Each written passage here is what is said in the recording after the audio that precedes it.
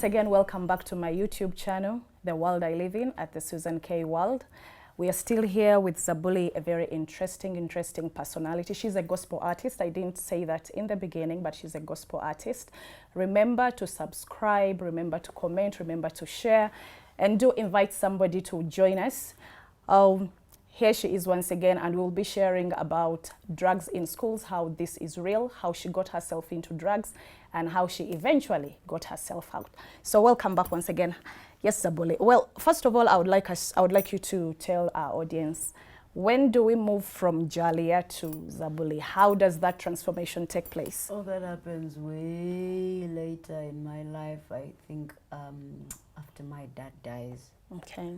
I went through a serious phase. I cut my hair, I changed my everything. And then someone just gave me a name. Someone just gave you a name? Yeah, he looked at me and he's like, because I had started doing music. I was working in a studio. This guy walks in and he finds me on headsets. He's a friend to a guy who shoots videos. And the guy who shoots videos, I think he also had to give me a name because all his friends had weird names. His name was Bozo. The friend was called Aminu. Another one was called Dada. Did these names have any serious meaning? Yeah, yeah. But I think for me it was more prophetic for my life. Okay. He called me and he's like, you started doing music, you can't be Jalia. I'm like, oh, it makes sense. It's like calling Seka Pastor. So it's like, I think you look like a Zabuli Kumi. I'm like, Enga, that name is long. I think I'll go with the first. Okay. Yeah, so I don't know how it actually started, but like I said, these days I use the word the shoe fits so much. It fits. I was so much as a bully, and then I kept asking God, why did he see this? Because I'm sure I didn't even know. God is like, Zabuli, you've gone through so much, and your life has become sound to people who need healing. Okay.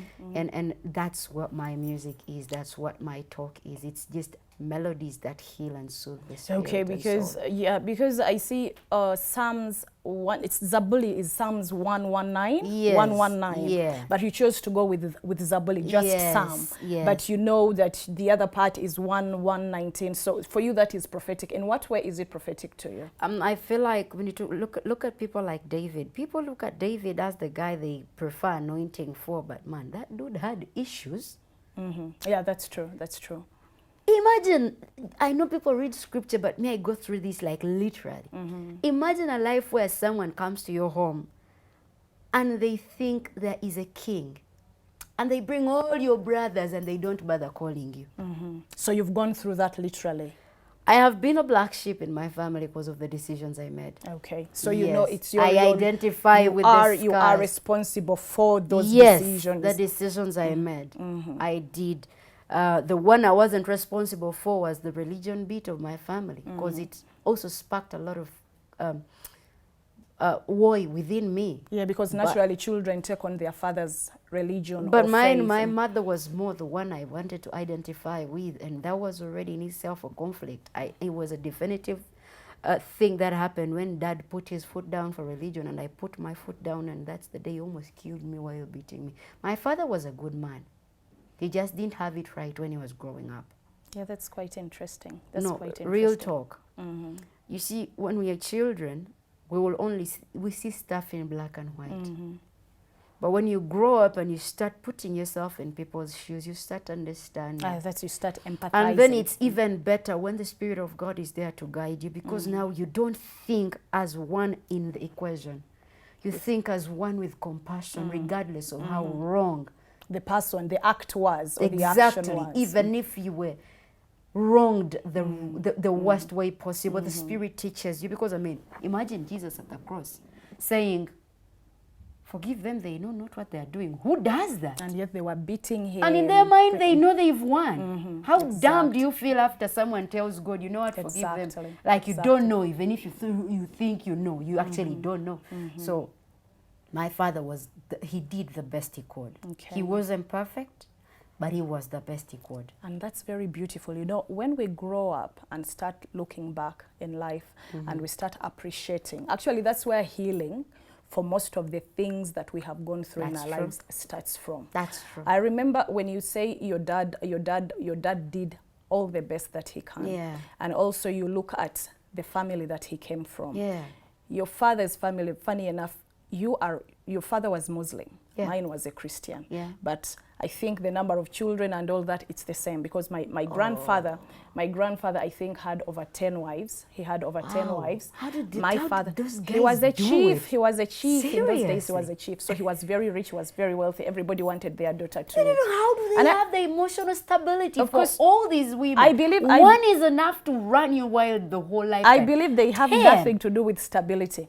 So anyway, with my dad, he also had, he was a very strict person. Yeah. So I easily relate Yeah. to your story, because my dad was very, very tough, very complicated. But you know what's amazing is that when you say you knew he loved you, he did the best that he could, and he was the best dad ever. Those are the very words that I can say. But I didn't about see him. that when I was a child. He was the monster. Exactly. Like, that yes. was point We blank. normally look at them as monsters. But when I grew up, usually I keep telling people, most people who met us and do all these terrible things are just screaming for help. Exactly, they themselves It's need not help. that they intend, even if they look like they're enjoying it. Nobody is happy hurting another human being. It is not in our template as humans.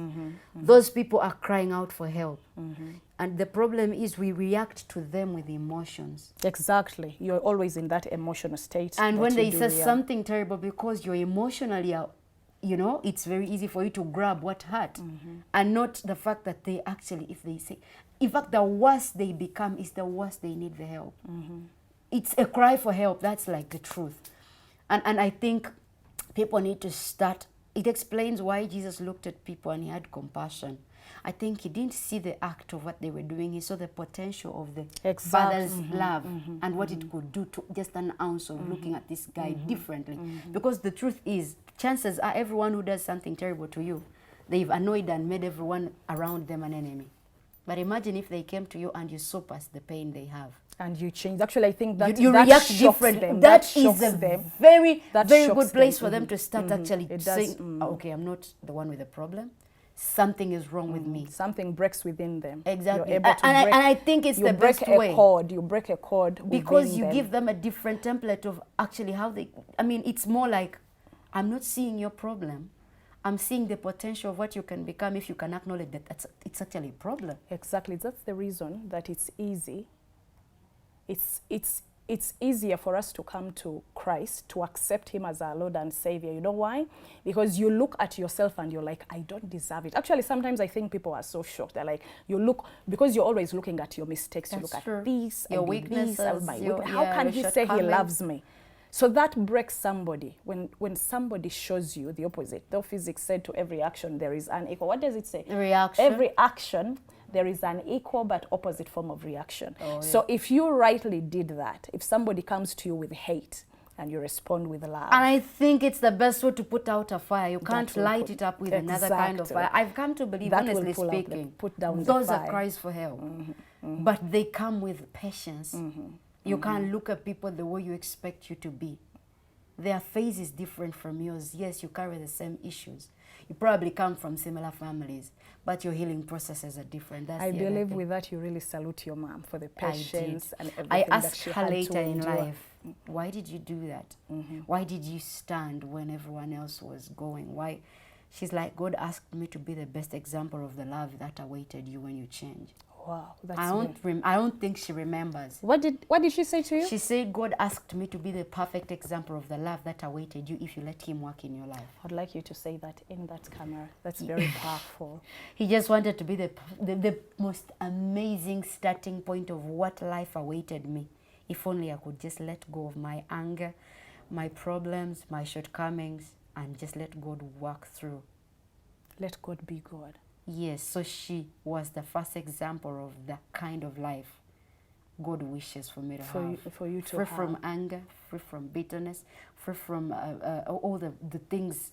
Because there is a place in my life I hated myself for what I had done.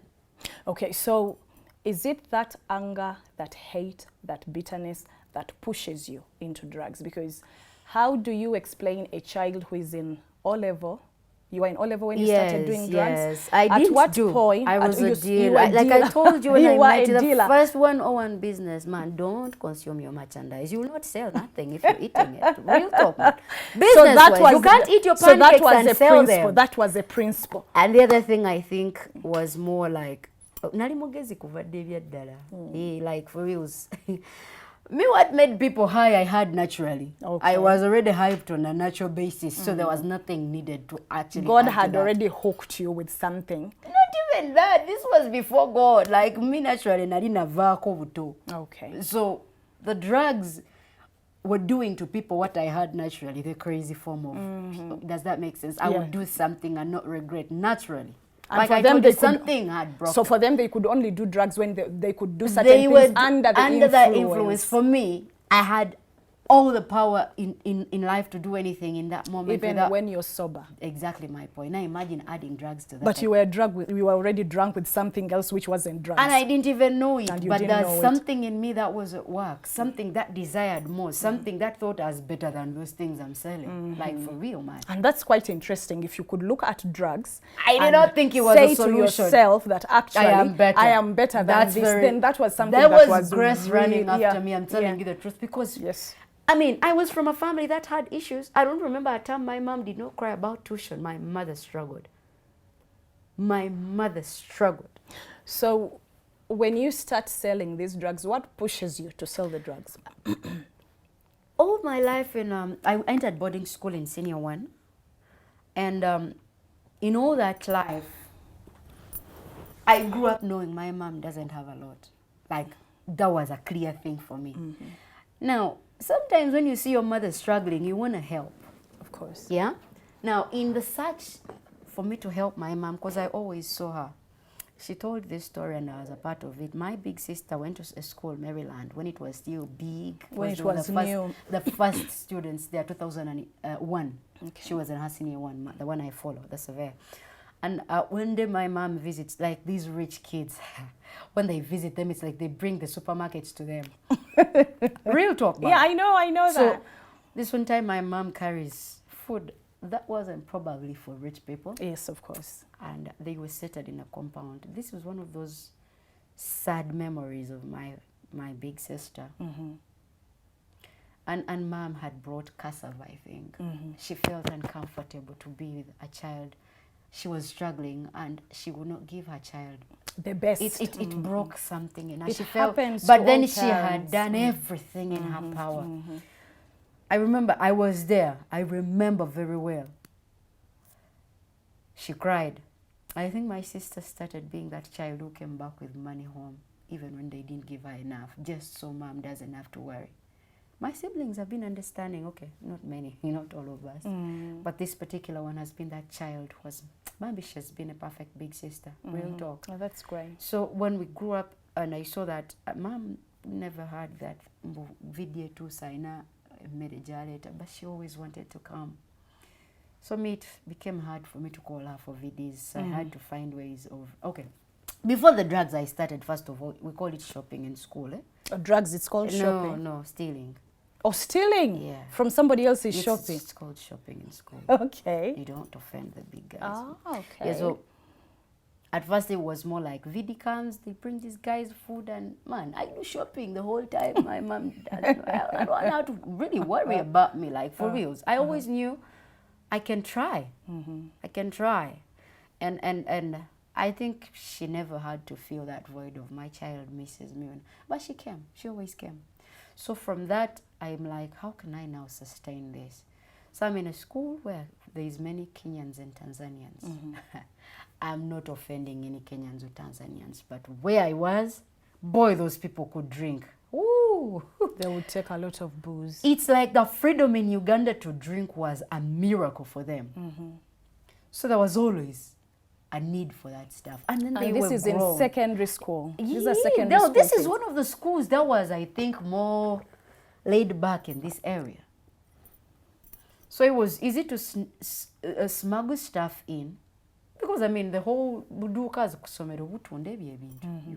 They sell kuba, they sell weed. The canteens not outside the canteen, outside but the there's school. always a dealer who knows a dealer who knows a dealer. Like there's a whole chain of command in this whole thing. So it was easy to go out, escape, go buy something. The problem was when you got caught, you had to explain. I got caught once, I think, yeah. You buy, it's cheaper from out. So when you come in school, there's a high demand. So there's a big profit. Yeah, they have names. The dumb kids, not that they were dumb, but the ones who were naive about this life, did not know what's up, or even the conversation me and you are having, because there's all these slangs. There's all these slangs. Someone can say, you're thinking lunch. Oh. There's a whole conversation going on for, oh, are we getting high today? You understand? And now, this is a school that's not like high budget, like those really dope it's a middle class yes, school. but this is going on. I imagine in those rich kid schools, because I've been there, I've done ministry in these schools. These kids don't even hide it. It is so cool for them. You know, when you say that, I remember when my son was, I think like four years ago, I went and attended a parents' meeting. Oh, yeah. It was a Saturday. I remember we were called for a parents' meeting. So the first speaker made a statement that touched me. Oh, yeah? He said that, you know, when parents look at their children, they look at them as angels. You see them as little children. Oh, yeah. Because they are still under your care. And it's for that reason that when you go to buy your child clothes, especially when your child has become a teen or you still buy them clothes, it's difficult for parents to buy their kids clothes because you'll always buy them a size smaller. That's true. For you, they are still kids. Kids, that's true. So I remember the person speaking at school saying that those children that you see as angels, when they come back to school, these are the kids we are going to find with hard liquor. Yeah. These are the kids that we are going to find with phones. We are going to find them with tablets. Yeah. Everything that school does not allow. Yeah. We will even find them with hardcore drugs. You'll find them with cocaine. You'll find them with all kinds of how drugs. they transport them is what makes the whole story change.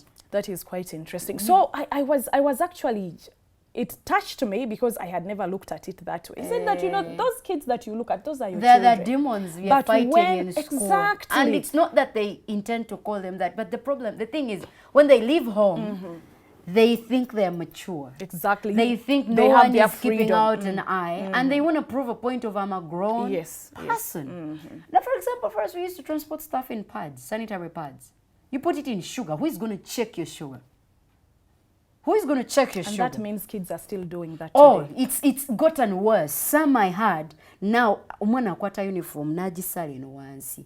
You know that thing that looks like a hem, like yes, at the and they edge. stick whatever they want in there. Oh my goodness. You're not going to check that. So they just got better at hiding this and smuggling this stuff in. Oh my God. So parents out there, beware when your kids are going back to school. You know how kids are hiding drugs. They are hiding them in the hems of their uniforms. Kids are putting drugs. Actually, somebody told me a story of how, when they were in school, what kids would do with hard liquor like whiskey, they would put it in the soft drinks that they take to school. Oh, yeah. They mix it in how the soft drinks. How are you going to open that so thing there's no way it? that when a kid reaches school, they will check the soft drinks. So parents, beware. Be careful what your kids carry to school. The soft drinks that your kids are carrying to school, actually, they are mixing these drinks with hard liquor. For most of them, especially I believe the girls are the ones sewing them in the hems of their clothes. I was told of where actually kids have reached the extent where they remove the soles of their shoes and fix drugs in there. They know how to use super glue. They know they will put back the glue and they will continue moving with it. So back to you, Zabuli. So I believe this was a booming business. Oh yeah. How long did you do this? I think kati nalina muka business sali na mugezi nnyo nga bwe nalinoza kuba mugezi yalinga abinguza yali afunamu singa. Of course, you are but still narisifuna. It was more like I'm just doing this thing because it's adventurous. Okay, it was adventurous and you had some money on you all the time. All the time. I was broke. You were broke. That's the thing. So then where was the money going? I was loyal, man. I would just take the whole thing back and for me, man. That